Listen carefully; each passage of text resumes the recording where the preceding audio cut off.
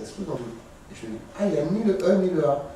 Il fait le travail effectivement du crâne, du scul et du EA, et ça passe comme lettre à la poste. En vrai, le livre qui n'est ni un dictionnaire, ni une encyclopédie, qui est plus proche du recueil de miscellanée, en vrai, nous on aime bien dire que c'est une vanité et c'est la nôtre. C'est-à-dire que nous, on n'a pas commandé une vanité à un peintre, on se l'est faite en livre. Et on a mis un crâne dessus, donc et c'est en ça que c'est absolument une vanité pour nous. Ce qu'il y a des gens, ils rentrent, ils feuillettent, ils trouvent ça super, ils se marrent. Ils n'achètent pas. Mais on ne peut pas demander effectivement aux gens qui sont souffreteux, trompeurs, bourgeois, de flirter avec ce sujet. Écrire sur la mort, c'est profondément aimer les êtres humains et la vie.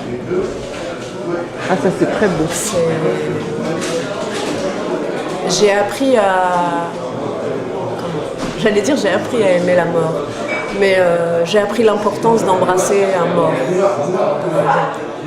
C'est difficile la première fois d'embrasser un corps mort.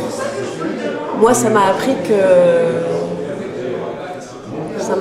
le corps c'est une chose et l'esprit c'en est une autre. La première personne que j'ai embrassée sur le front qui était morte, c'était une grande-tante à moi. Quand je l'ai embrassée, il y a eu cette chose, mais très concrète, pas du tout une rêverie.